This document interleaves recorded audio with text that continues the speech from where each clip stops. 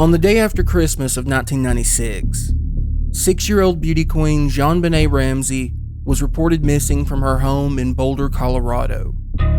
A bizarre ransom note found inside the home indicated that JonBenet had been abducted and ordered her parents to pay more than $100,000 for her safe return. According to the note, the group responsible would contact the Ramseys between 8 and 10 a.m. the next morning to negotiate the swap. But 10 a.m. came and went without any word from the kidnappers. Unfortunately, it became clear why the phone never rang later that evening when JonBenet's lifeless body was discovered in the basement of the family's home. 25 years later, JonBenet's murder remains unsolved. Hello and welcome to Fact and Suspicion. Tonight's mystery is the tragic murder of JonBenet Ramsey.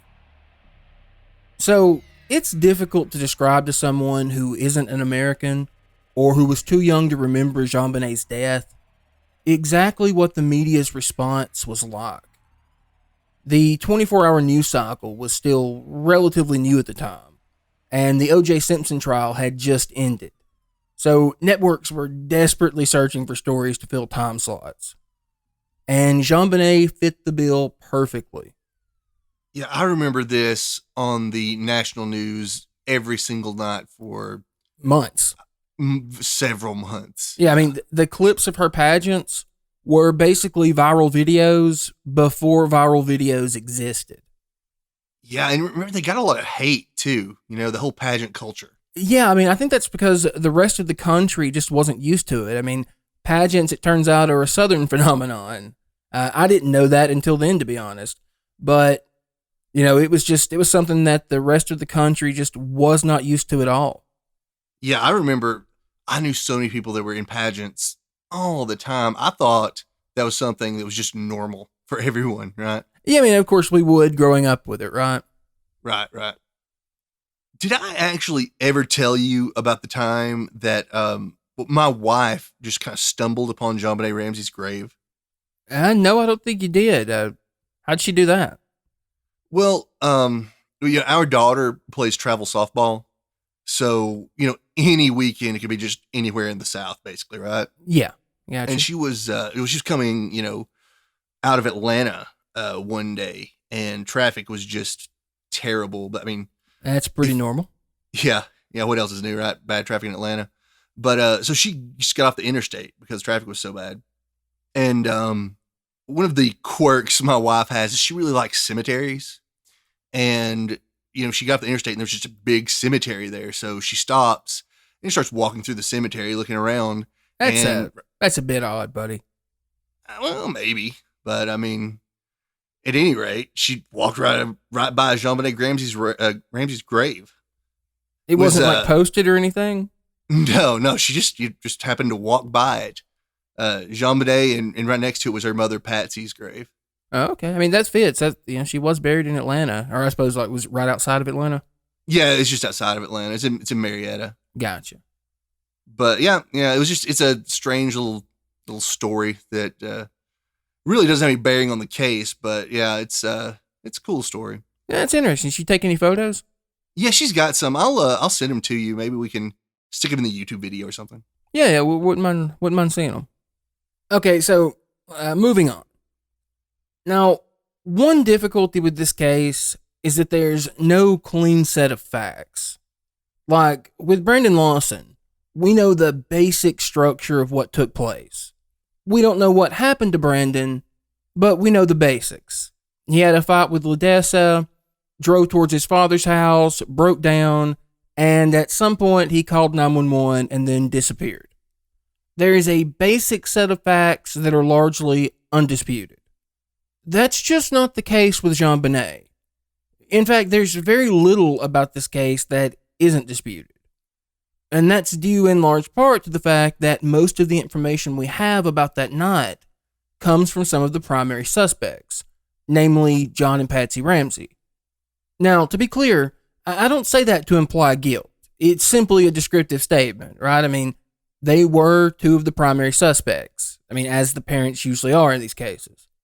Yeah, I mean, it's almost always, in one of these cases, a family member, whether it's the parents or not, and usually the parents, right? Exactly.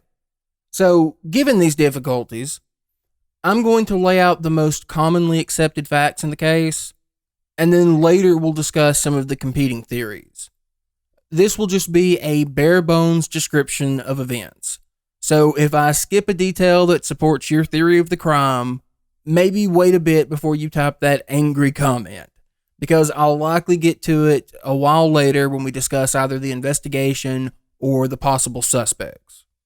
Or we can at least hope that if we do make you angry, that you're listening on Spotify, so there's no way for you to comment. Ouch. Spotify burn. But no, really, it'd be nice for them to have some way to engage with your audience. Yeah, and I criticize Spotify, but I think most people listen on Spotify, so. Yeah, I suppose that's probably true. But that doesn't mean they couldn't fix their app. But, moving on, I suppose. So, the story begins on Christmas of 1996. The Ramseys had attended a Christmas party at the home of their close friends, Fleet and Priscilla White. According to Patsy, they left the party at around 8:30 and made a couple stops to drop off presents before heading home. Now, depending on the story, JonBenet and her brother Burke were either awake or asleep when they arrived. John has claimed both, but I don't suppose it really matters. Either way, John says that he put JonBenet to bed, assembled one of Burke's presents, and then went to bed. This would have been around 10 o'clock. Apparently, they were planning to get up early the next morning, sometime around 5 or 5:30, to fly out to their vacation home in Michigan with John's older children. Now, John's older children were not in the house, though, right? No, they had already moved out. I believe they were in college, or maybe even a little older than that at the time. Okay. Now, according to Patsy, she got up on schedule at around 5:30 and headed downstairs to brew a cup of coffee. And that's when she discovered the ransom note at the bottom of the stairs. So I guess at this point, we should probably read and briefly discuss the ransom note. But let's try to focus our discussion simply on the contents of the note at this point, and not any of the broader implications. Well, we'll get to those in a bit. I'll try to stay away from the broader implications, but there are a lot of them from the note. So. There are a few, no question. So here we go. Mr. Ramsey, listen carefully. We are a group of individuals that represent a small foreign faction. We respect your business, but not the country that it serves. At this time, we have your daughter in our possession. She is safe and unharmed, and if you want her to see 1997, you must follow our instructions to the letter. You will withdraw $118,000 from your account. $100,000 will be in $100 bills, and the remaining $18,000 in $20 bills. Make sure that you bring an adequate-sized attaché to the bank. When you get home, you will put the money in a brown paper bag. I will call you between 8 and 10 a.m. tomorrow to instruct you on delivery. The delivery will be exhausting, so I advise you to be rested. If we monitor you getting the money early, we might call you early to arrange an earlier delivery of the money, and hence an earlier pickup of your daughter. Any deviation of my instructions will result in the immediate execution of your daughter. You will also be denied her remains for proper burial. The two gentlemen watching over your daughter do not particularly like you, so I advise you not to provoke them. Speaking to anyone about your situation, such as police, FBI, etc., will result in your daughter being beheaded. If we catch you talking to a stray dog, she dies. If you alert bank authorities, she dies. If the money is in any way marked or tampered with, she dies. You will be scanned for electronic devices, and if any are found, she dies. You can try to deceive us, but be warned that we are familiar with law enforcement countermeasures and tactics. You stand a 99% chance of killing your daughter if you try to outsmart us. Follow our instructions, and you stand a 100% chance of getting her back. You and your family are under constant scrutiny, as well as the authorities. Don't try to grow a brain, John. You are not the only fat cat around, so don't think that killing will be difficult. Don't underestimate us, John. Use that good southern common sense of yours. It's up to you now, John. Victory. SBTC. So, let's get the obvious out of the way first. It seems just a little wordy for a ransom note. I mean, the author spends 3 pages on what 3 sentences probably could have accomplished. We've got your kid. You've got the money. We'd like to trade the kid for the money. Boom. Done. Yeah, it honestly sounded like, I don't know, someone was trying to make it sound like a ransom note to me. Yeah, I mean, it reeks of staging. That's the first thing that comes to mind. Another thing that is super strange to me about this note is the amount, $118,000. I mean, usually wouldn't it be just a nice round amount like 100,000? Well, actually, that amount turns out to be nearly the exact amount of John's recent Christmas bonus. So the implication is that it's someone that he works with, someone that knows how much he got as a bonus? Yeah, that seems to be the suggestion, yes. Well, in that case, wouldn't that person not want to give away that hint as to their identity, maybe? Well, if they were the one who wrote it, probably not, but... But yeah, I'm just trying to point out the strange, I mean, it's reasonable. Oh. Another thing that's been pointed out is that several of the note's lines appear to have been ripped from movies. Like, "Don't grow a brain" is from Speed. I had forgotten that line from Speed. It sounded familiar, but I remember that now.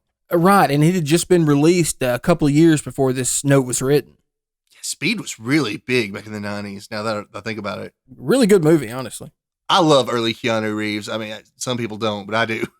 I basically love all Keanu Reeves. Maybe I shouldn't say that out loud, but... It's okay to like Keanu Reeves now, though. It's not, like, uncool anymore. Fair enough. Everyone, realized... Well, after John Wick, it's cool to like Keanu again. I think that's a fair point. I mean, wasn't it cool for a while during The Matrix? Yeah, I suppose it was, but... I mean, I've been watching Keanu films since, like Bill and Ted and Babes in Toyland, so... He was in Babes in Toyland? Yeah, man. Yeah. You probably haven't watched it since you were a little kid, but he was like the main guy in it. I mean, yeah, because when I watched it when I was a kid, I had no idea who Keanu Reeves was, so I guess I didn't put it together. Yeah. I'll have to go back and check that out now. That's interesting. So also the part about talking to a stray dog is apparently very similar to a quote from Dirty Harry. In the movie, it's, "If you talk to anyone, I don't care if it's a Pekingese pissing against a lamppost, the girl dies." I mean, that's eerily similar. It is, and I thought that was a weird line too. It's just weird. Why would you say that even? I mean, it was a weird line among many weird lines. Right. Yeah. Well, that one stuck out a bit though. There were other movie quotes from what I understand, but those are the 2 that I really found convincing. But I suppose more central to the note itself, I mean, the part about the small foreign faction, there's a couple problems with that.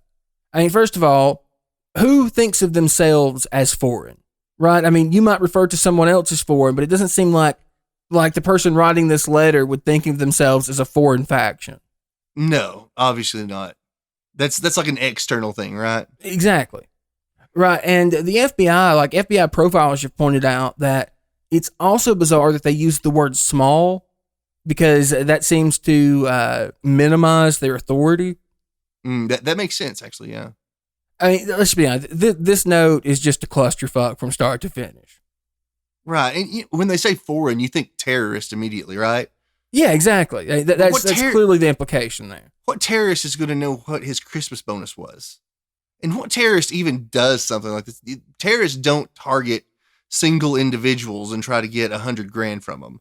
I mean, and what terrorist would be concerned with John's sleeping habits?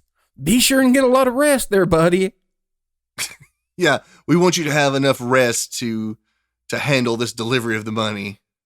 Like I said, the note just reeks of staging from top to bottom. Right. Well, you know what? I think that some of those broader implications. Yeah, let's hold off. We'll get to that later.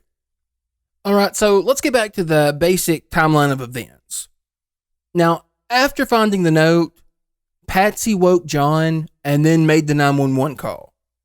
She also called up family friends, I believe it was the Whites and the Fernies, and asked them to come over, I suppose, for moral support. Now, within 10 minutes of the 911 call, officers begin to arrive on scene. Officer French arrives first, followed by 4 additional officers between 6 and 8 a.m. They conduct a basic search of the house and find nothing out of the ordinary. The Ramseys' friends and family also continue to arrive. Now, at 8:10, the first detective, Linda Arndt, arrives on scene. Now, Linda Arndt has received quite a bit of flack for not immediately securing the scene, but as we'll learn in a bit, this wasn't entirely her fault. And you have to remember, the police were still operating under the assumption that this was a kidnapping at the time. Even if it was a kidnapping, this is still a crime scene. I mean, I agree. I'm just saying that it was not entirely her fault. There were extenuating circumstances that we'll discuss in a bit. Now, from here, the police instruct the Ramseys on how to engage with the kidnapper when the call comes in. And from there, basically all they can do is wait. But of course, 10 a.m. passes and there's no phone call.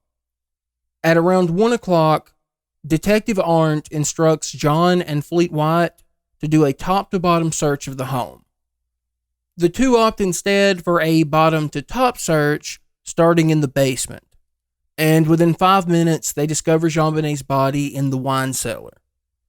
John then picks his daughter up and carries her up the stairs. I realize this is a grieving father, but you'd think he would know that he should not move the body, right, for the investigation. I completely agree.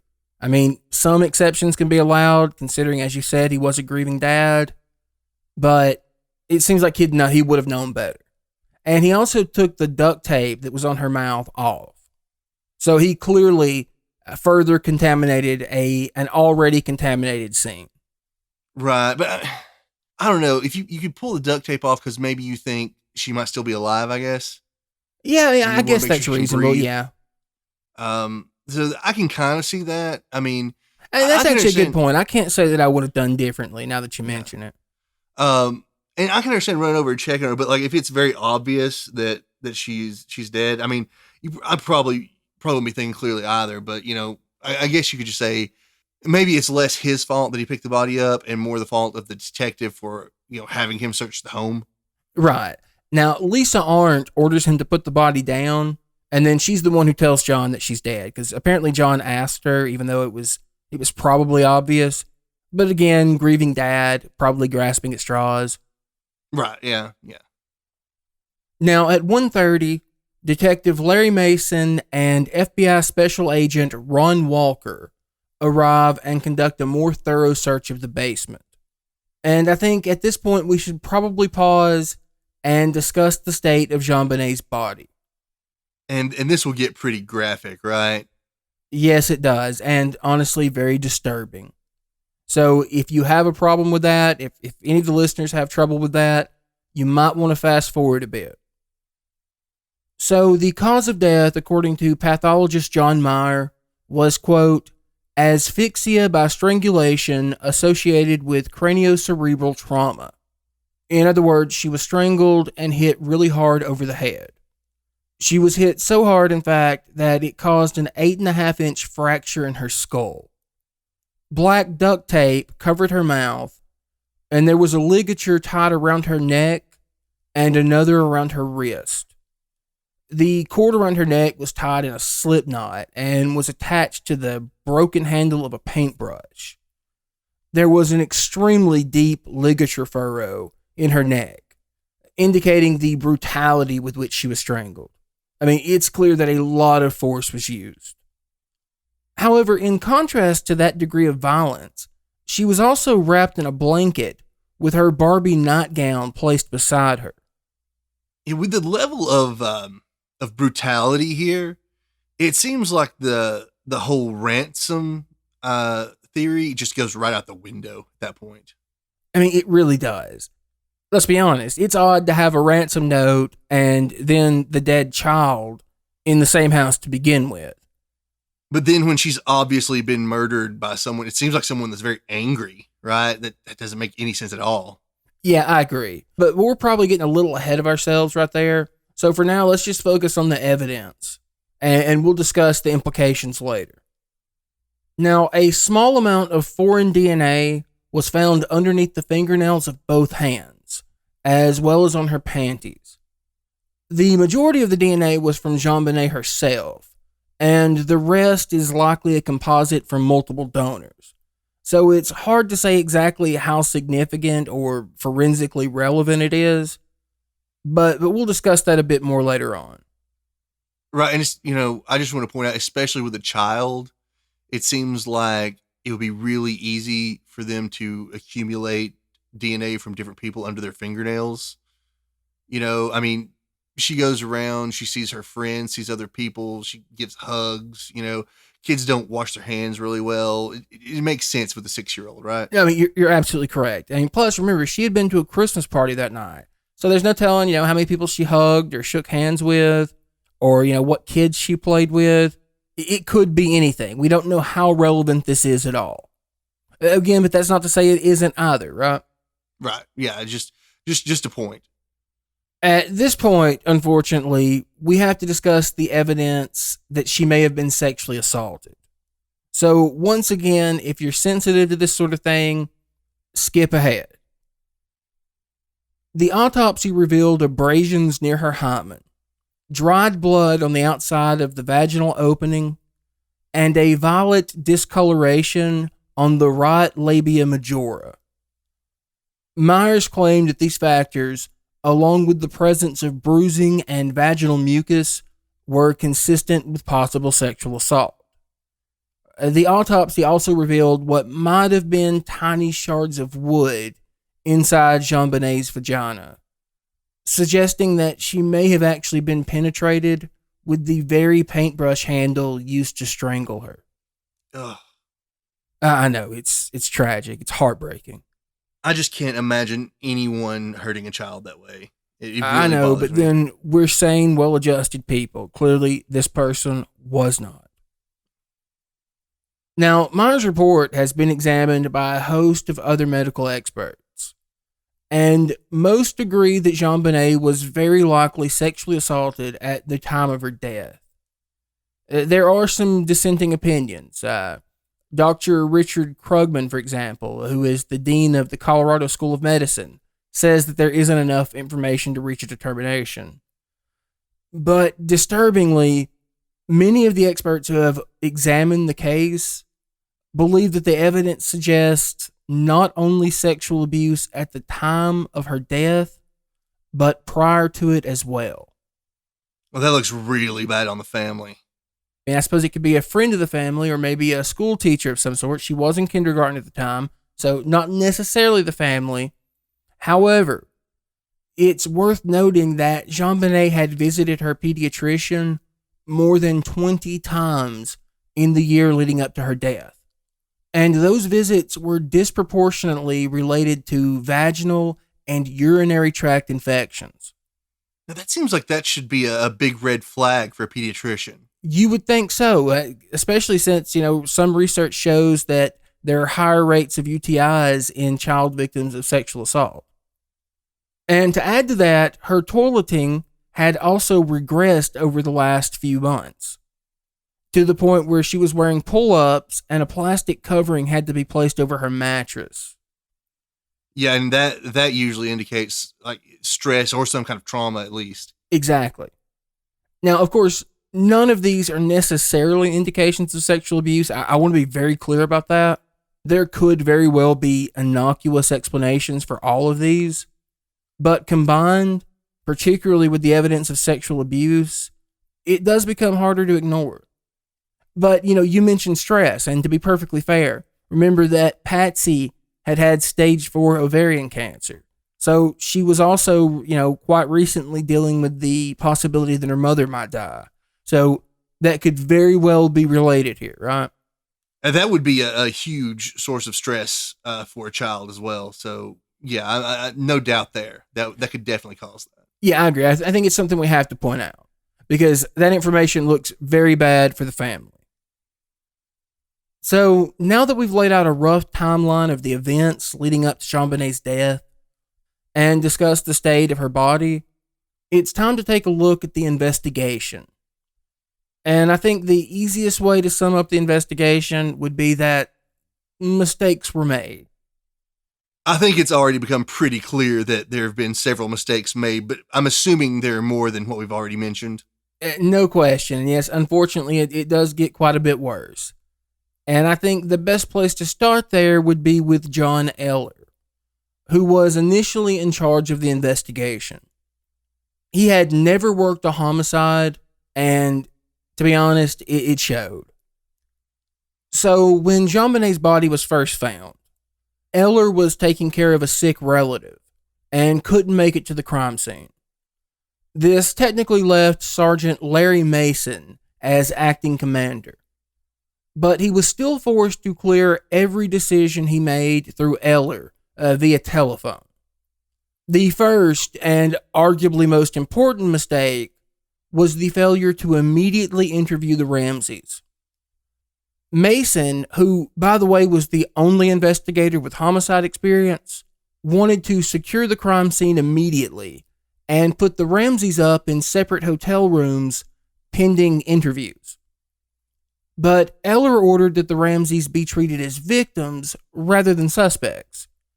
He vetoed the interviews and said to treat the family with kid gloves because they were wealthy and influential. This is why so many people were allowed to enter the home and possibly destroying evidence in the process.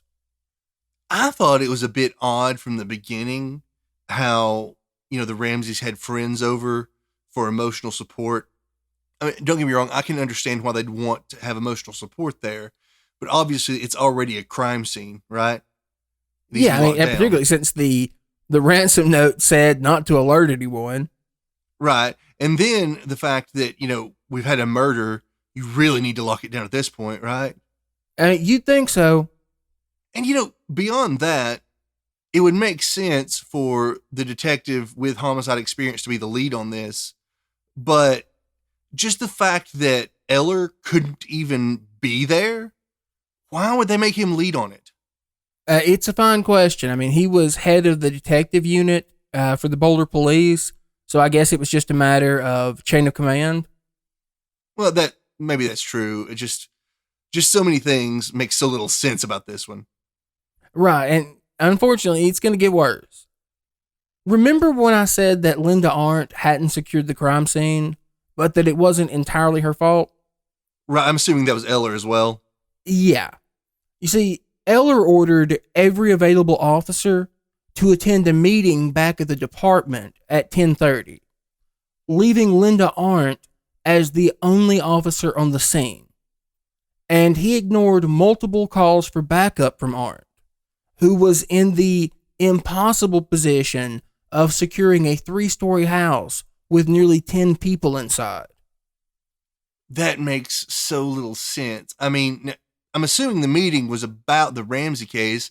Why wouldn't you just have it on the scene where everyone already is? It's a very good question. I know that it had something to do with the FBI, but I don't know if I don't know if we know exactly what they were discussing.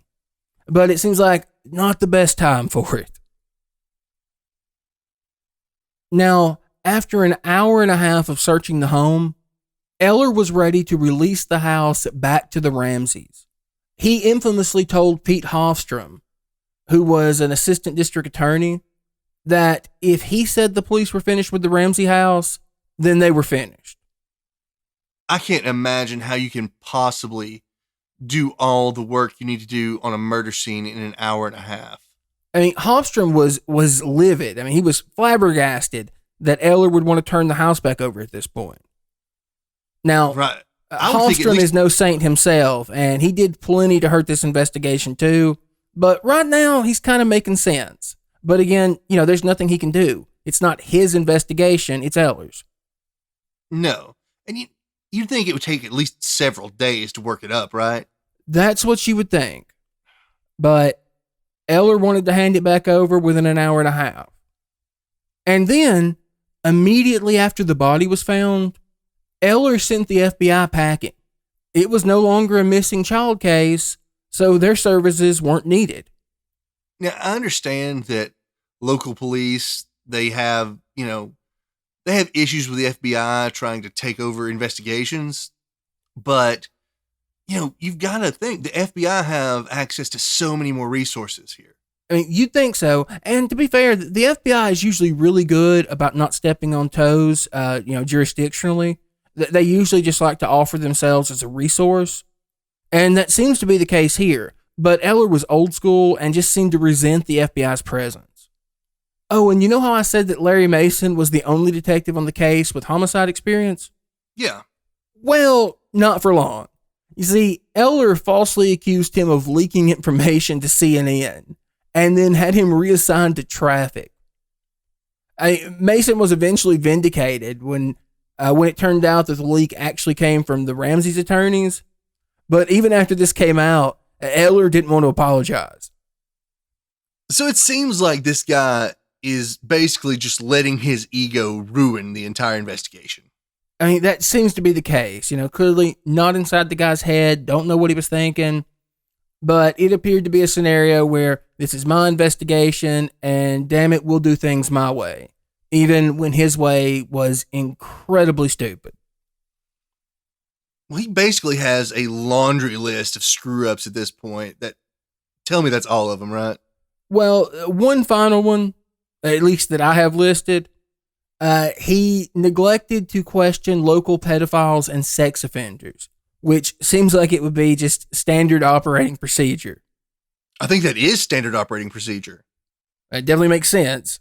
I feel like in almost all of these cases we've covered where, a child goes missing, not even always a child, like a young woman, they always make the rounds of everyone on the sex offender registry. Yeah, no question. I mean, it just seems like it's common sense that people who have harmed children in the past might have done it again, right? Yeah, I mean, at least cover your bases on it. But yeah, I mean, there's no telling how much damage that John Eller did to the investigation in just the first few days. It almost seems like he's doing it on purpose. I'm not saying I think he really was. It's just so bad. I mean, I think it's more fair to say that if he had been doing it on purpose, he probably couldn't have done a better job of screwing it up. Yeah, I like that. I like the way you put it there. Now, unfortunately, the mistakes from the case were not limited to the Boulder PD. In fact, arguably, the behavior most detrimental to this investigation came from District Attorney Alex Hunter. You see, he was never convinced that the Ramseys were involved in their daughter's death, which led to some extremely bizarre decisions, particularly for a prosecutor. Hunter effectively set his office in direct opposition to the Boulder PD and the FBI. He decided that his office was going to provide balance to the investigation, that the case would benefit from an approach, say, similar to a defense attorney's, which is incredible coming from a prosecutor. I mean, okay, we've had a lot of cases of prosecutors overreaching, but I don't know, I can't recall one where they just decided they were going to help take over the investigation. Exactly. It's so bizarre. Right, and they're going to bring balance to the investigation. Yeah, I mean, of all the times that we'd like to see prosecutors behave more like defense attorneys, this one, I just cannot imagine what was going through this guy's head, what he thought he was going to do. Well, I think we can explain that going forward. You see, the Boulder police and FBI lean towards the Ramseys as the primary suspects. So Hunter wanted to look into alternative possibilities. He brought on Detective Lou Smith, who soon became the leading advocate of what's commonly known as the intruder theory, which we're going to discuss a little later on. So just to be clear, the DA brought in an investigator to investigate the case in a manner directly contradictory to the direction that his own police department was taking. Right. That intruder theory, as I recall, gained a lot of traction because that was all over the news. It did, and mostly because Lou Smith was a very well-respected detective. But again, we're going to get to that stuff a little later. So, as you might imagine, there was very little trust between the Boulder PD and the DA's office. That definitely seems to be the case. Right, and it didn't help matters when Alex Hunter gave the Ramseys access to the police files before they submitted to an interview. What? Yeah, see, John and Patsy insisted on being able to review their previous statements to the police before speaking to them formally. And the DA allowed it. How can you possibly give a suspect access to the files? That's a fine question, sir. I think you're getting the point here. Like, it was exceedingly obvious that Alex Hunter wanted no part of prosecuting the Ramseys. Obviously not. Was he friends with them? So, he wasn't personally. However, there were people within his office who had some, I would say, or especially the Boulder PD said, inappropriate relationships with the Ramseys and their attorneys. Lou Smith, for example, the investigator that he brought in, had kind of bonded with John over religion. And Assistant DA Hofstrom had a longtime friendship with Ramsey attorney Mike Bynum. Apparently, Hofstrom and Bynum had like weekly breakfast together, and this infuriated the Boulder police. And when they requested that he stop, he very publicly refused to do so. Why would a DA have such a strong friendship with a defense attorney? Well, I mean, they were friends from way back, but that doesn't mean that you should be still having breakfast when you're opposed to each other in a case like this. Definitely not. I can see why the police were upset. Exactly. Oh, but things get worse.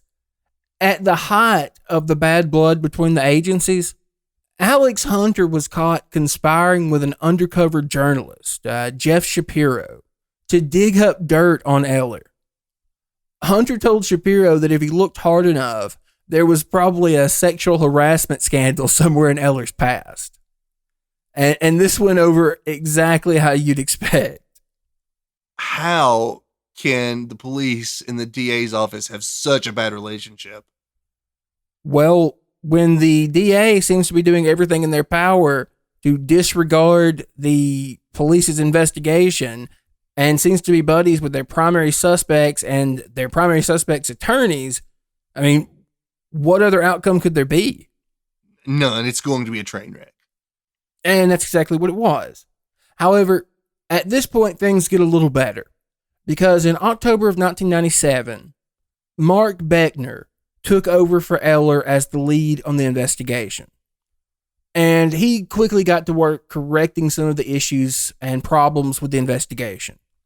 Particularly, he made sure that other potential suspects, including local sex offenders, were fully vetted. His goal was to take away every out Hunter had to avoid charging the Ramseys. But eventually, despite their efforts, it became clear to the Boulder police that Hunter wasn't going to charge the Ramseys. So Beckner began pushing strongly for a grand jury. Now, of course, Hunter wanted nothing to do with the grand jury. He was afraid they might actually, indict.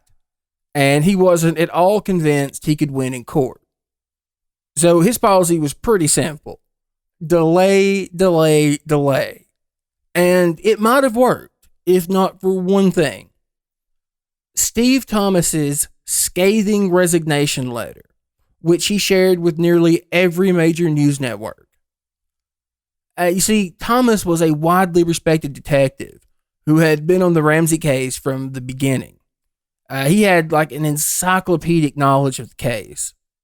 But his frustrations with the DA's refusal to charge the Ramseys eventually boiled over, and he decided to share those frustrations with the world. In the letter, he talks about how the district attorney constantly dismissed or rationalized evidence against the Ramseys. how even the opinions of experts, including the FBI, were disregarded.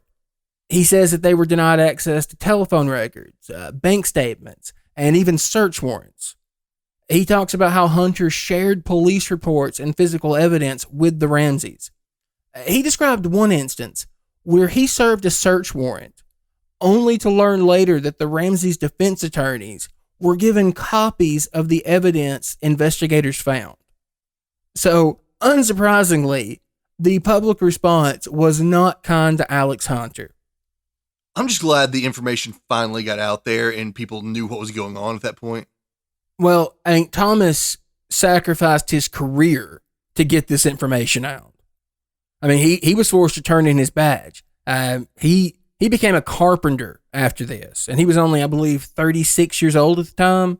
I mean, he planned on being a cop for the rest of his life, and he was so frustrated and appalled by the district attorney's behavior that he gave his career up to tell the public about this. Honestly, after going through that, I can't say I blame him, though. I mean, I would probably want to get out of that line of work as well if I'd gone through that with the DA. Yeah, I mean, in a later interview, he said that he misses police work, but he damn sure doesn't miss it in Boulder. So that's kind of where he was at. But his letter had a profound effect. Like I said, public opinion was now strongly against Alex Hunter. His only recourse was finally to convene a grand jury. I mean, politically, he had no alternative, right? Right. Yet his efforts to avoid a trial against the Ramseys didn't end there. You see, under normal circumstances, grand juries hear only what the prosecutor wants them to, right? Legally, they aren't required to present any exculpatory evidence at all. They aren't even held to the same, like evidentiary standards that would exist in a trial. Prosecutors can, and almost always do, present an entirely one-sided case. I mean, that's why you often hear it said that, you can indict a ham sandwich, right? Right. Yet Alex Hunter did things a bit differently yet again. He allowed Lou Smith to present the intruder theory to the grand jury in an obvious effort to dissuade the jurors from indicting the Ramseys. And it appeared to work. That may be the only time in history that a prosecutor tried not to get someone indicted. I mean, that's always the course they take when they don't want an indictment. They suddenly allow a much more fair grand jury process. I mean, that's the trick. This is so backwards to pretty much all the other cases we've done, because usually you have a prosecutor that is just so overzealous wanting to indict someone. Yeah, you're absolutely right. And the thing is, like, I don't even particularly care for our grand jury process, right? I think it's really unfair that, there's a completely one-sided case being shown to the grand jury. But that is the process we use, and under any other circumstances, someone providing an alternate theory to the one the police were presenting wouldn't be within 100 miles of that grand jury. But it was this time. Yep. So when the grand jury finished, Hunter gave a carefully worded and now infamous press conference where he heavily implied that the grand jury opted not to indict. Yet 14 years later, when grand jury documents were finally unsealed, it was revealed that the jurors did, in fact, vote to indict John and Patsy Ramsey. Instead, it was Alex Hunter who refused to go forward with the charges. But rather than admit this and face the political consequences, he decided to scapegoat the grand jury and hide behind a gag order for a decade and a half.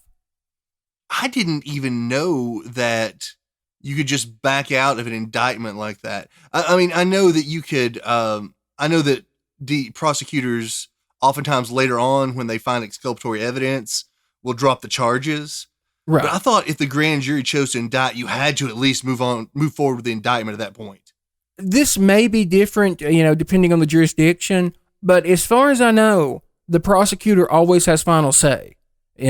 they can choose whether or not to sign the indictment.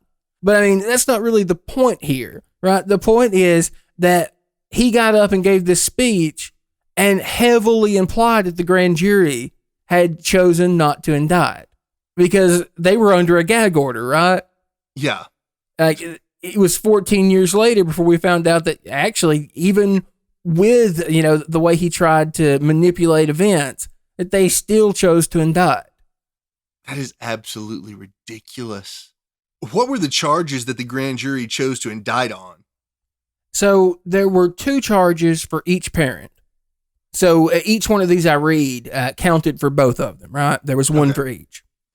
The first is that they, quote, did unlawfully, knowingly, recklessly, and feloniously permit a child to be unreasonably placed in a situation which posed a threat of injury to the child's life or health, which resulted in the death of JonBenet Ramsey. The second was that they did unlawfully, knowingly, and feloniously render assistance to a person with intent to hinder, delay, and prevent the discovery, detention, apprehension, prosecution, conviction, and punishment of such person for the commission of a crime, knowing the person being assisted has committed and was suspected of the crime of murder in the first degree and child abuse resulting in death. In other words, they weren't certain which parent killed JonBenet, but they thought one of them did and that the other helped cover it up. Well, to be honest, I'm pretty sure they could have indicted the DA on that second charge, too. You're probably right. Though, I mean, I'll be honest, like, I don't have a lot of sympathy for Alex Honor, but here's one thing I will say. He might have been right that if he went to court, he'd have lost. He could very well have been right. Maybe they didn't have the evidence. But the shit he pulled, I mean, luckily did not earn him brownie points with the public. No, and I understand why. But I can also understand that the way the first few days of the investigation occurred, after the murder, any defense attorney could pick that apart, I would think, especially with any kind of physical evidence. You're probably right. But we're about to get to some of the evidence. So we've discussed the events that led up to JonBenet's death. We've looked at the medical evidence and discussed the investigation and the conflict between the Boulder police and the DA's office. But thus far, I've been careful to avoid any real discussion about what actually happened to JonBenet, or more specifically, who killed her. Which brings us to the suspects. So, the suspects in this case all fall under 2 basic categories. Inside job and intruder did it. They're pretty self-explanatory. So, let's begin with the intruder theory. As the name implies, this refers to the possibility that someone outside of the Ramseys' immediate family snuck into the home and murdered JonBenet. This was the theory popularized by Lou Smith, who was the detective brought on by the DA. Now, before we discuss specific intruders, let's take a look at some of the evidence that supports the theory more generally. For starters, as Lou Smith demonstrated, it is possible for an intruder to have entered in through an unlocked basement window. On camera, he dropped into the window well and slipped in through the window. He was basically just trying to prove that it was possible. A lot of people, I think his quote was that a lot of people say that you'd have to be a midget to get in there. So he just wanted to demonstrate it for the camera. Adding to the possibility was a suitcase that was placed on the floor underneath the window that had an unidentified footprint and a smudge on the wall that could have been created by an intruder. And in addition to the window, police also discovered that one of the doors to the house was unlocked. So the window method may not have even been necessary. So it's certainly possible for an intruder to have entered the home. Next, advocates of the intruder theory point out that the samples found underneath JonBenet's fingernails and on her panties don't match any member of the Ramsey family. Well, you did say that DNA was a composite of several different donors, though, right? Well, it's possible that it was a composite of different donors, perhaps even likely. But, again, it may be from a single person, right? That's a possibility. Right now, I'm just pointing out the evidence that, people who advocate for the intruder theory like to present. Okay. So, next, the evidence for sexual assault does seem to cut against the notion that a family member was involved. While not inconceivable, it is strange that one parent would protect another that was caught abusing their child. Yeah, I agree with that. I can't imagine anyone defending a guilty parent over that. No, like if you walked in on that, your first thought would certainly not be to cover this up. No, you have to get the child away from the dangerous parent, obviously. Right. So, in addition, the cord and tape found on JonBenet's body can't be sourced to the Ramseys' house, which might suggest that the killer brought the items with him, or her, be it the case. While that's true, if it was one of the parents, they could have just gotten rid of the rest of it so it wouldn't be there as evidence. No question, right? That's absolutely a possibility. Right. It doesn't but take again, a genius. I'm just trying to point out what advocates of the theory say. Okay. Well, that's fine. It doesn't take a genius to figure that out, though. Right. You make a good point. And it's a point that's been brought up many times. And there's also a little more to that we're going to discuss in a bit. Now, there were also marks found on JonBenet's face and back that Smith suggests could have been made by a stun gun, which he theorized might have been used to subdue JonBenet. And Dr. Michael Doberson, an expert on stun guns, agrees. He tested the theory on pigs. They were anesthetized at the time, just to be clear. And he found that the marks left were similar in size, shape, and color to the ones found on JonBenet. But would you need a stun gun to subdue a 6-year-old? It's a fine question. And another question is, would it subdue a 6-year-old? I mean, it's not like stun guns knock people unconscious, at least not from what I've ever seen. I mean, I'm not saying that they couldn't have used it just for cruelty purposes, but I don't think you would necessarily need it to subdue a 6-year-old. I mean, plus there's the blow to the head. I mean, we don't know when that occurred, but you certainly wouldn't have needed to subdue her after that. Right. But again, just pointing out the evidence. Now, maybe most importantly, proponents of the intruder theory point out that the brutal method of JonBenet's death is inconsistent with a parent as the killer. I mean, it's hard to imagine that a parent could cause that sort of damage to their child. I mean, even in a rage. I completely agree with that, actually. I mean, yeah. And even if they were simply covering up an accident, why use a garrote when there are much less violent ways to end the kid's life? Yeah, that part of it does make sense. I will say that part of the I think that's sense. A real problem for people who think the Ramseys did it. It's something that at least has to be considered, right? No, I agree. Okay, so let's talk suspects. Now, there aren't many serious suspects for the intruder theory. It's mostly just the suggestion that an intruder is a possibility, right? Mm-hmm. However, there are a few names that are commonly thrown around. One is a man named Gary Oliva, or Oliva. I'm not really sure how to pronounce it. Oliva was a convicted pedophile from Boulder who exhibited some pretty bizarre behavior following JonBenet's murder.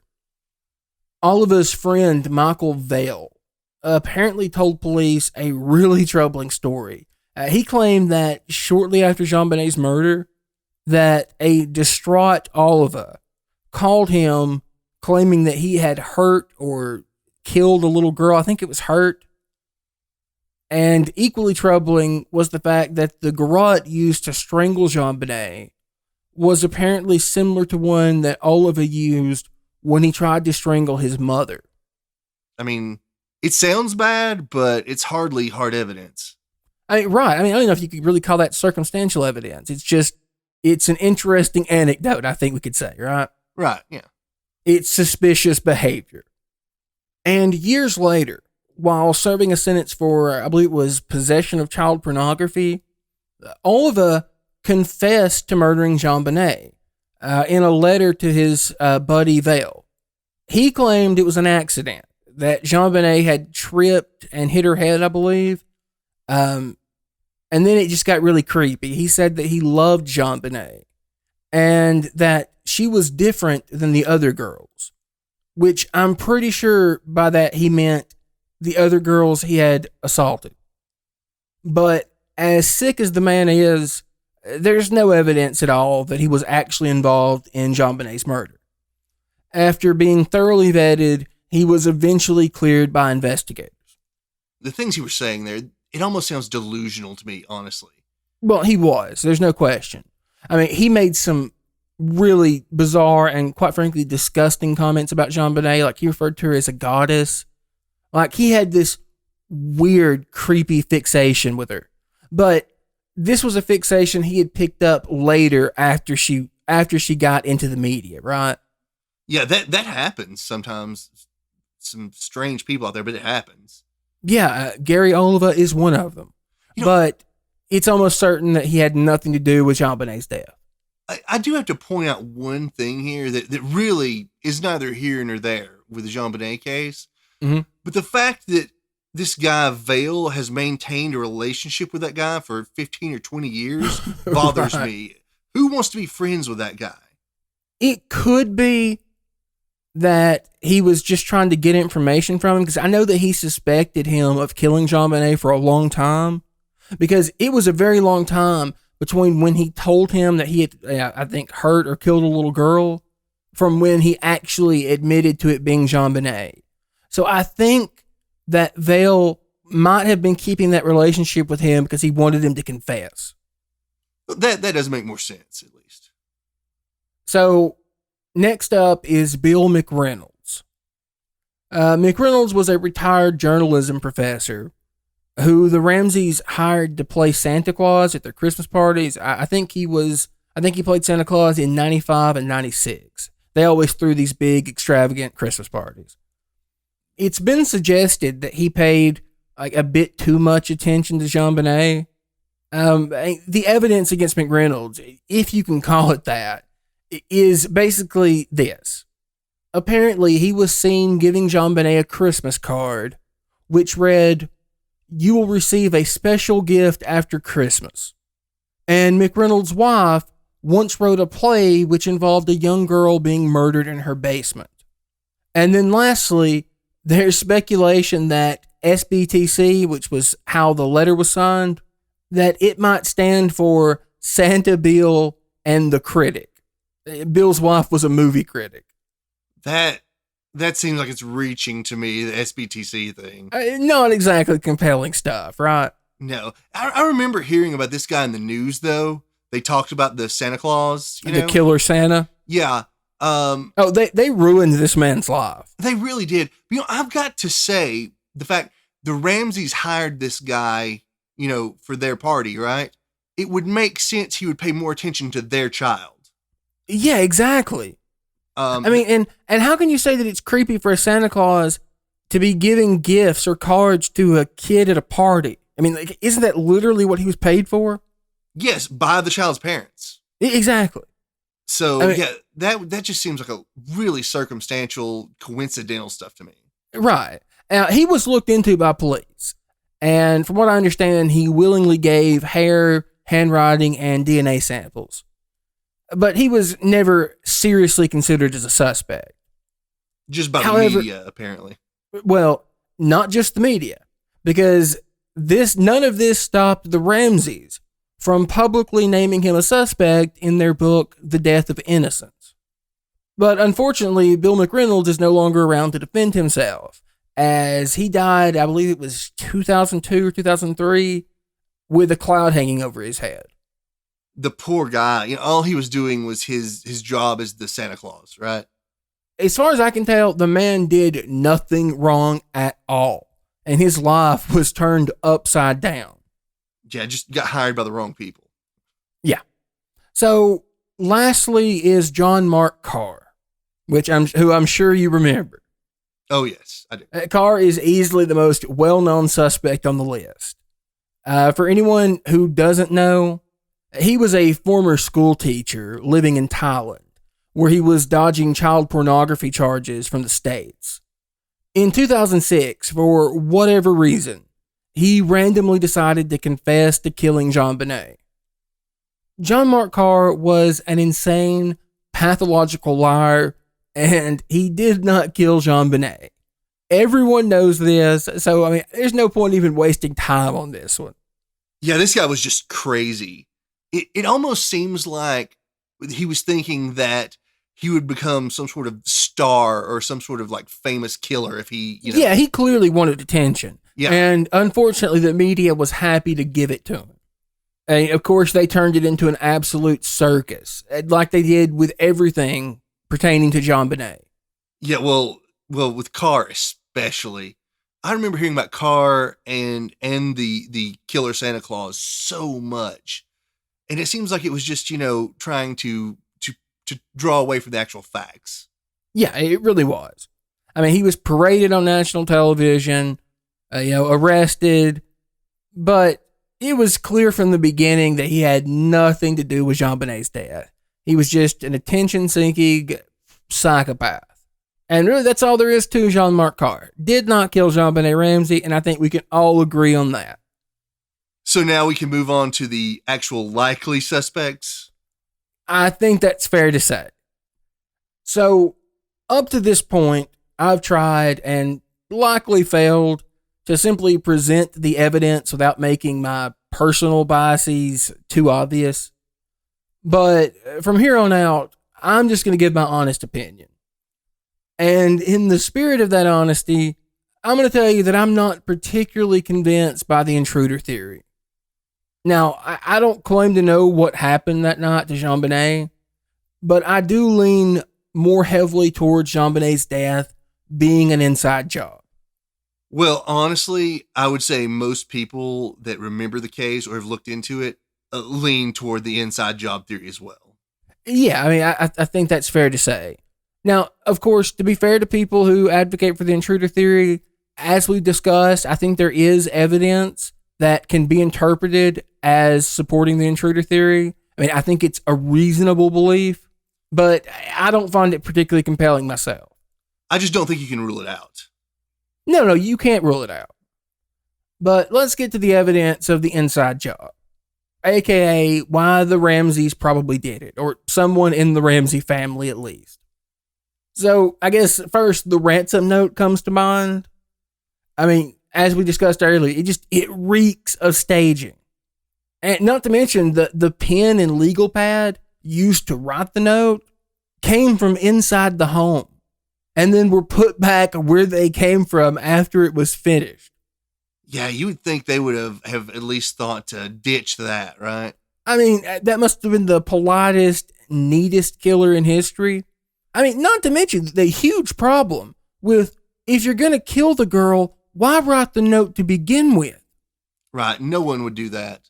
Again, it seems like staging. It just seems like, look over here, right? Don't look over here, look over now. Yeah, it's red herring. That's the word. And then the amount they asked for being roughly the same as John's Christmas bonus, that seems like an obvious effort to place the blame on someone who was familiar with the family, particularly John's business. Right, but then to call themselves a foreign faction made no sense. No sense at all. And then, of course, there's the handwriting, which, and admittedly, I'm no expert, but it bears a striking resemblance to samples from Patsy. I mean, they look damned similar. Oh, yeah, and so many people have commented on that through the years, too. I mean, some of them being experts. Yeah. I mean, lots of experts have looked at it. And while most of them say simply that Patsy can't be ruled out, there are others who have claimed she did author the note. Sina Wong, I think I'm pronouncing that right. She said that it was highly probable that Patsy wrote the note. She found, I think it was more than like 200 similarities between the ransom note and Patsy's samples. And while handwriting analysis doesn't definitively prove anything, it is, I think, interesting evidence. And just from looking at it, part of me feels like you don't even really need an expert. Some of them just look exactly alike. Right, and this is one of those cases. I mean, there are several words that come to mind. Carefully, that, faction, and letter. If you compare Patsy writing those to the ransom note, they look almost identical.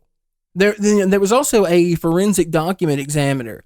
His name was Gideon Epstein, and he also concluded that, in fact, he was much more definitive. He said there was no doubt that Patsy wrote the note. Well, I don't think that we can definitively say she did it because you have disagreement among experts. Right. But it's at least likely, right? But let's remember that disagreement doesn't extend past she can't be excluded. Yeah, it looks bad at any rate. I mean, and I'll just be honest, watching Patsy in one of her police interviews, pretending like she can't recognize her own handwriting doesn't exactly give me confidence in the woman. And I want to be clear for anyone who hasn't seen this particular clip, I don't mean that she's looking at the ransom note or someone else's handwriting and says she doesn't recognize it. She's looking at a sample that she herself submitted and pretends like she doesn't know who it belongs to. I remember that, but I will at least say that going through something like this may have driven her a bit insane. I mean, I'm sure it did, right? I mean, fair enough, but I mean, in other interviews, the lady seemed quite lucid. In fact, she was a firecracker in a lot of those. I do remember those. Yeah. And then there was their reaction, or let's say non-reaction, to the deadline for the ransom passing without a phone call. I mean, according to Lisa Arndt, they didn't seem concerned at all. Almost like they never expected a call in the first place. Exactly. You'd think a parent would be really panicked when that deadline passes. But, of course, I don't honestly believe that they thought one was coming. And, again, when Lisa Arndt recommended that John and Fleet White search the house, she says that he made a beeline straight to the basement. Again, almost like he knew what he would find. These things are concerning. The Ramseys' behavior after their daughter's death was, I mean, I don't know, does Bizarre even cover it, Daniel? No, it does not. It really doesn't. I mean, John was overheard by one of the police officers talking to his pilot, trying to catch a plane to Atlanta. And this was like a couple hours after JonBenet's body was found. Yeah, I didn't remember that part, but that is really strange. I mean, yeah, like you can just leave. Okay, well, nothing to see here anymore. Yeah, well, maybe he was trying to get out of town so that, he wouldn't be able to talk to the cops anymore. See, I think you just hit the nail on the head there. Because, I mean, it's well known that the Ramseys avoided police interviews for months. I believe it was literally 4 months, I think was the time. And they had some really, really weird demands before they would even do so. One of which was that they had to be interviewed together and that there was like an hour time limit on the interview. I mean, does this sound like something that the parents of a deceased child, of a murdered child would do? Absolutely not. You would think they would cooperate completely. Try to get the police. That's generally what happened. Yeah, get them all the information they need so they can catch whoever did this. And, I think we've been pretty consistent, throughout our episodes that we never begrudge someone an attorney, right? Like, I never like to look at getting an attorney as evidence of guilt. But that doesn't mean that this behavior is not completely bizarre. They lawyered up and even got a public relations firm. Who does that? Well, someone that's very wealthy does, I suppose, but you don't need PR if your child was just murdered. Yeah, and while they didn't talk to the police for 4 months, that didn't stop them from going on CNN and giving an interview. Giving misleading interviews. Yeah, I would say so. I mean, Patsy apparently was trying to frighten every kid in Boulder when she, made that infamous comment about keeping your baby safe because someone's out there. Well, right, and what they did to that poor party Santa Claus as well. That was the name of the game with the Ramseys. They seemed to point the finger at anyone and everyone except themselves. Well, I mean, I guess that's what you would do in the case, right? Yeah, I suppose so. I mean, if you're guilty, right? Right. Now, you remember earlier when I was presenting the case for the intruder theory, and I said that the duct tape and cord could not be sourced to the house? Yes. And you mentioned they could have been thrown away. That was, an obvious thing that could have happened. Well, yeah, that's what you would do. I mean, if you've watched Investigation Discovery, that's what you would do. Right. And I said, well, there's a little more to that story. Well, would you like to hear that? Yes. You see, the duct tape and the rope for the ligature, it turns out, were likely purchased by Patsy Ramsey sometime in December. And we know this because we have receipts from McGuckin's hardware store that showed purchases for the exact amounts of the two items. Now, they weren't itemized, meaning the items purchased weren't listed. But two of the purchase amounts match the items in the store. There's actually an interesting story about how these receipts were obtained. A bookkeeper from McGuckin's, and I'm not sure if I'm pronouncing that right, but we're just going to go with McGuckin's. But a bookkeeper from McGuckin's contacted the police in, I think it was January, and claimed that a man who identified himself as John wanted information about purchases made on his American Express card in December.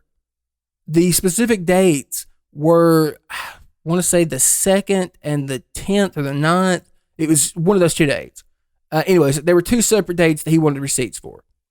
The caller said that he would call back on the 20th, to give them time to get this information for him, right? Uh-huh. So the police set up a recording device in case the man called back, and he did. When asked to verify his card number, he gave the wrong one, but said that it could have been purchased under his wife's card. Any guesses what her name was? Patricia? That's the one. Now, to be fair, it does turn out that this caller wasn't actually John Ramsey. It was a private investigator. I don't remember his name, but his clients were mostly tabloid, so he was probably working for a tabloid magazine, just trying to get dirt. But even though this wasn't actually John Ramsey calling, the receipts were real. Wow, it's crazy that a tabloid investigator was managed to uncover that, or cause it to be uncovered. Right. And it's also worth noting that duct tape, according to the Colorado Bureau of Investigation, contained fibers that were consistent with those found on Patsy Ramsey's jacket, the one she had worn on Christmas. Now, just to be clear, there are issues with fiber analysis. It's not the most forensically valid evidence, but it's still worth pointing out. Well, that's true, but also, if I recall correctly, John did remove that duct tape from JonBenet's mouth, right? Yes. Well, I mean, did he possibly drop it at that point, or they could have gotten those fibers elsewhere, If I remember correctly, and I could be wrong, I believe he placed it on the blanket, or he sat it down and fleet-wide placed it on the blanket. But either way, I'm pretty sure it ended up back on the blanket that JonBenet was wrapped in. Well, I could easily see how fibers from the jacket would end up on the blanket, though. Well, besides, what does that really mean? Her fibers could have been anywhere in that house. She lived there. Yeah, that's very true. And specifically since they were taken off, again, it doesn't mean anything, but, when you add it to the rest of the evidence, maybe it's at least worth discussing. Yeah. And if I'm not mistaken, there's quite a bit of, at least internet speculation that JonBenet's brother had something to do with her death. Yeah, I would say the theory that Burke was involved in JonBenet's death in some way is probably the most popular current theory, at least on the side of the Ramseys did it, right? Yeah. So I'll walk you through it as best I can. So when Burke was younger, he seemed to have some issues. and maybe some jealousy towards his sister. There's one story where he hit her with a golf club.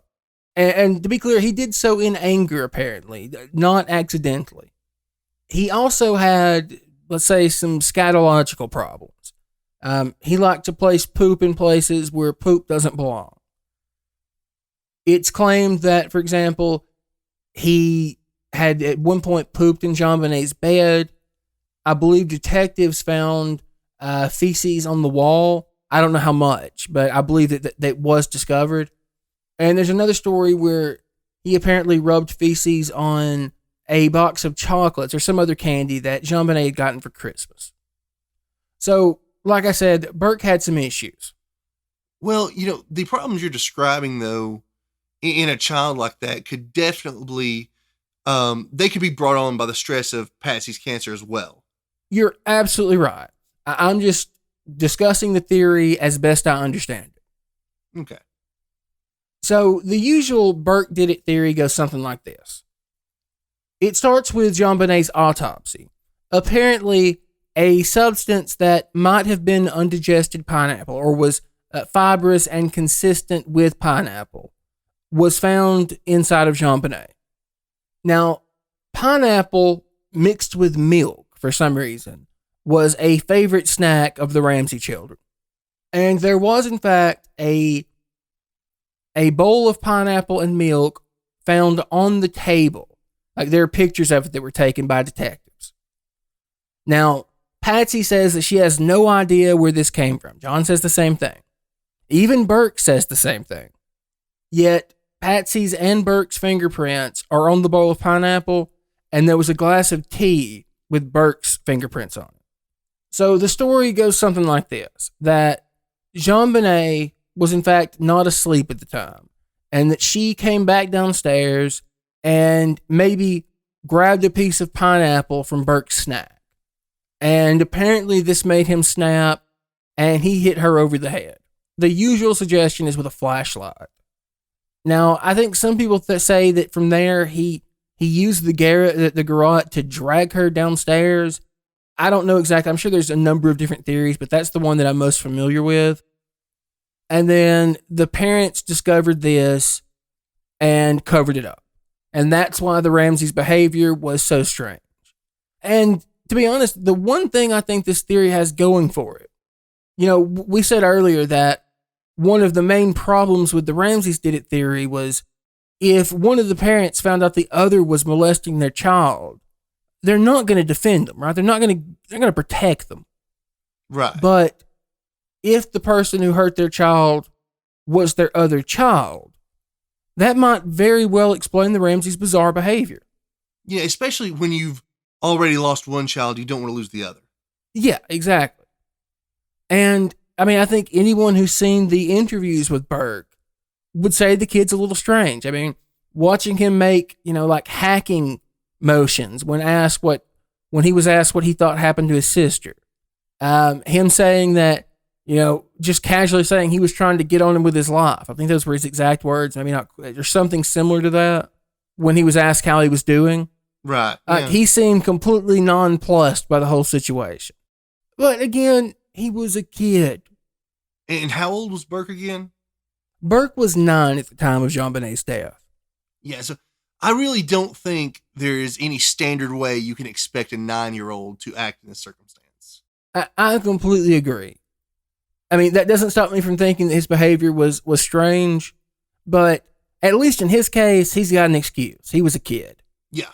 The elder Ramseys do not get that same courtesy. So that's the basic outline of the Burke did it theory.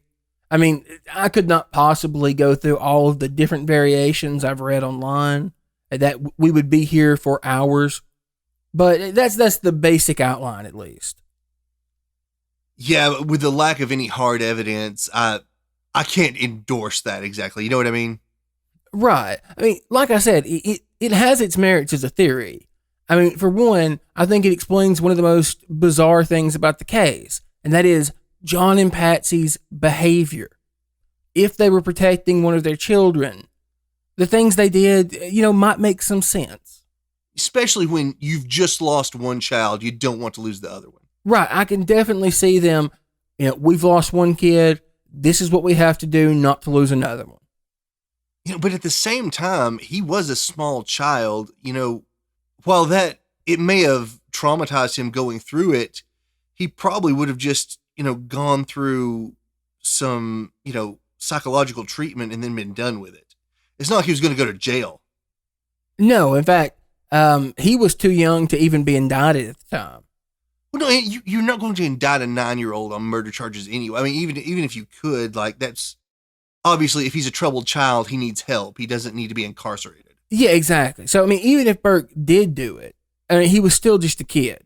But that's what I'm trying to get to with that is it seems strange to cover it up when there really wouldn't have been that many consequences other than just. Oh, I see what you're saying. Yeah, I mean, that's a fair point too. Right. But of course, with them being wealthy, they probably they didn't want their son to look bad either. So I don't know. I mean, appearances were very important to the Ramseys, particularly Patsy. She was a former beauty queen herself, and liked to present this image of the perfect household. So that could have had something to do with it too. Well, as you point that out, though, that makes me think that maybe she would have been willing to cover up for John as well, though. Even if he had molested his daughter? Well, if she's that hung up on appearances. Well, yeah. I want to believe that no one cares about appearances that much. I don't think your average person does, but I don't know. I guess when we talk about the wealthy and how things are different for them, they feel like they have to keep up those appearances. And maybe I'm wrong. Maybe this has nothing to do with it, right? But it's a fair point, at least. No question. Yeah. So personally, where I'm at is I'm pretty convinced that the Ramseys know or knew what happened to their daughter since, Patsy's dead these days. I don't know exactly what happened, and I don't think there's enough evidence to make definitive theories, but I cannot get beyond the way the Ramseys acted after their child's death. It went beyond bizarre and into they're hiding something. Yeah, and I think most people agree with you there. Well, like I said earlier, you can't rule out the intruder theory, but their behavior can definitely make you doubt it. Yeah, no question. I mean, yeah, like you said, I think the intruder theory is plausible. But again, it's not like there's any evidence of any actual intruder. That would be nice. I've often wondered myself if there's any way that, one parent knew what happened and was covering it up, but the other one had no idea. Though that seems unlikely to me because they were both acting so strange. Yeah, I mean, I suppose that's a possibility, but if that were the case, right, doesn't it seem like one of them would have really wanted to help the police find their daughter's killer? It seems like they would have figured out very quickly that the other one, that something's wrong here. Right. Why don't you want us to talk to the police? Yeah, one is cooperating, one isn't. And that doesn't seem to be the case at all here. No, they both stonewalled immediately. Yeah. And I'll be honest, this is probably not a popular opinion amongst the people who are convinced the Ramseys did it. And to be honest, hey, I'm with you, right? I think they had something to do with it too. At the very least, I think they knew what happened to their daughter. But when I look at the evidence, I can't say that Alex Hunter was wrong not to want to take it to court. I mean, obviously the way he behaved was appalling. He acted like an absolute weasel. But, I mean, do you think I'm wrong that maybe there wasn't enough evidence to indict anyone? No. Or at least, I mean, obviously there was enough evidence to indict because they did. But I'm not certain that they could have won in court. It seems to me that there's definitely reasonable doubt here. You're correct in that. And I think in most cases, the DA would just pass on it and that would be the end of it. But the fact that there was so much media attention, I mean, what was he going to do? But, let's not defend Alex Hunter too much here, right? Just because I think that he might have been right, that they couldn't have gotten a conviction, doesn't at all mean I agree with the way he handled the investigation. I mean, the way that he pitted his office against the FBI and the Boulder police, I mean, it was stupid and appalling. Yeah, he definitely And it did irreparable harm to the investigation. He should not have done that, but I can't say that most of the harm to the investigation wasn't done in those first few days when they didn't cover all their bases. Right, with Eller. And that's another problem for any potential trial. A defense attorney, even a bad one, would have a field day with this. Yeah, I mean, without collecting evidence at the time, how are you going to prosecute anyone? No, it's a good question at all. I mean, it's not like they were ever going to get the Ramseys' cooperation. So what case could they have ever had? No, they wouldn't have had one, but that doesn't mean that you can just give up on it. You've got to work on it. You've got to try at least. No, I mean, I agree. Like, I absolutely agree that John and Patsy Ramsey, and maybe even Burke, had something to do with JonBenet's death. I think that is a very reasonable hypothesis. But believing that and believing there was enough evidence to get a conviction at trial, that's two different things. So that's basically where I'm at. I lean heavily towards the Ramseys did it, but I don't know that they could have been convicted. Yeah, as much as it's hard for me to believe that a parent would harm or cover up the death of their own child. There's a lot that points that way in this one. Yeah, I think that's where most people are at. I think that's part of the reason that this case, why Americans had such an unhealthy relationship with it. This is probably the only case we have ever looked at where we've said, wow, that prosecutor really did not do enough. Yeah, I know. I mean, I almost feel like a hypocrite because so often we're harping about prosecutorial, misconduct and overreach. And in this case, it's just the exact opposite, but we're still complaining because of the motives Hunter had for doing it. It's not like, he was a huge advocate for criminal justice reform. He was just a political coward who didn't want to prosecute the Ramseys. And really, I don't think there will ever be any evidence now that can prove this case one way or the other. I mean, unfortunately, I agree. I think particularly with the passing of Patsy, we'll probably never know what happened to JonBenet. And as depressing as that is, I think that's where we're going to end it tonight. Thank you very much for listening to Fact and Suspicion. We apologize for the longer than usual episode gap. Life got in the way, but we should be back to a more regular upload schedule going forward. So thank you for bearing with us. If you have any feedback or comments for us, or if you would like to suggest a topic for a future episode, we would love for you to reach out to us through email at factandsuspicion@gmail.com or on Twitter @andsuspicion.